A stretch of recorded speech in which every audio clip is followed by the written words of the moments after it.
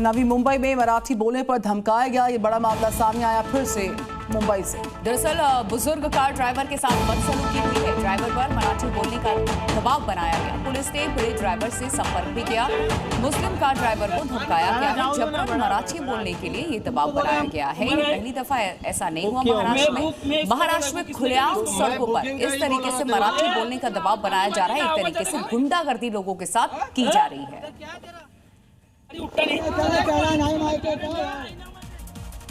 खबर दिल्ली से। दिल्ली यूनिवर्सिटी में पढ़ने वाले 19 साल की एक लड़की का शव यमुना नदी से बरामद हुआ है। इसके बाद इलाके में सनसनी फैल गई है। दिल्ली पुलिस मामले की तफ्तीश कर रही है। आपको बताएं, छात्रों की मौत के पीछे कौन है, इस गुत्थी को सुलझाने के लिए लगातार पुलिस काम कर रही है। क्योंकि यमुना में शव मिलने के बाद कई सवाल खड़े हो रहे हैं। लड़की को किसी ने मारकर फेंका है या उसने यमुना में कूदकर सुसाइड किया है। जिस लड़की का शव मिला है उसका नाम स्नेहा देवनाथ है। वो त्रिपुरा के सब रूम की रहने वाली थी। स्नेहा 7 जुलाई की सुबह से लापता थी। गीता कॉलोनी फ्लाईओवर के नीचे यमुना नदी में शव मिलने के बाद सनसनी फैल गई।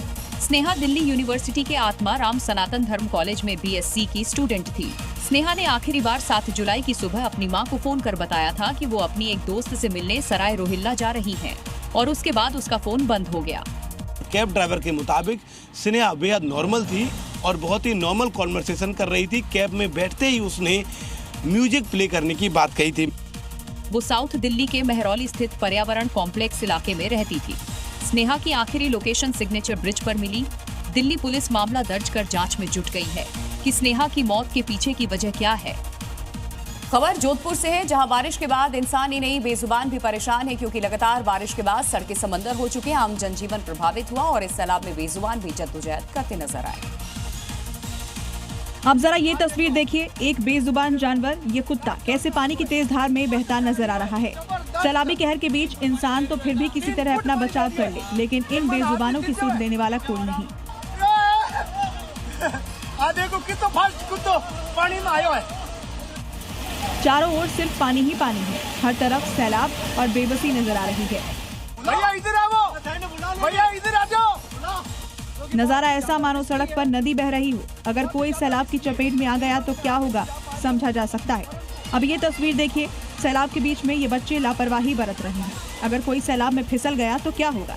जोधपुर में हर साल की यही कहानी है। प्रशासन जलभराव की समस्या को लेकर अलर्ट होने की बात कहता है, लेकिन हकीकत क्या है, ये तस्वीरें चीख चीख कर बयां कर रही हैं। जोधपुर में बारिश का कहर अभी थमा नहीं है।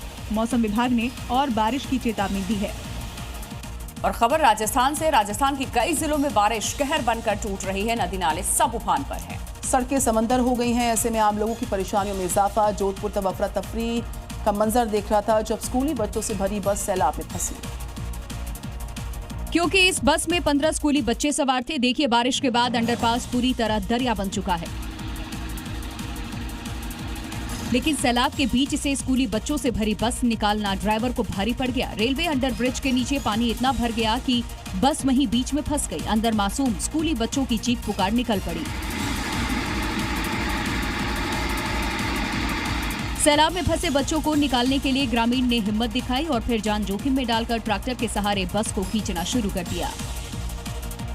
कुछ ही देर में बस को बाहर निकाला गया और बच्चों को सुरक्षित बाहर लाया गया। राहत की बात ये रही कि सभी बच्चे सुरक्षित हैं। ग्रामीणों की सूझबूझ और बहादुरी ने एक बड़ा हादसा टाल दिया, वरना ये लापरवाही भारी पड़ सकती थी।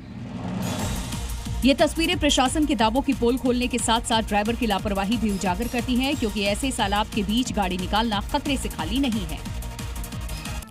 राजस्थान में मूसलाधार बारिश के बाद सड़कें जलमग्न हो गई हैं, जहां ऐसी बाढ़ आई कि एक सवारियों से भरी हुई बस फंस गई और इसी के बाद ट्रैक्टर्स के सहारे बस को जैसे तैसे बाहर निकाला गया,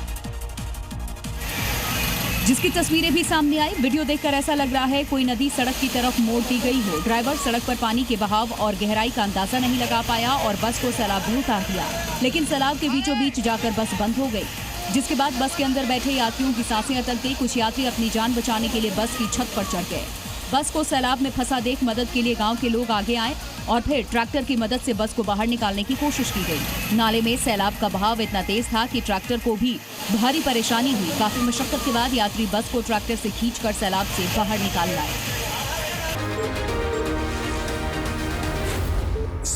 न्यूज।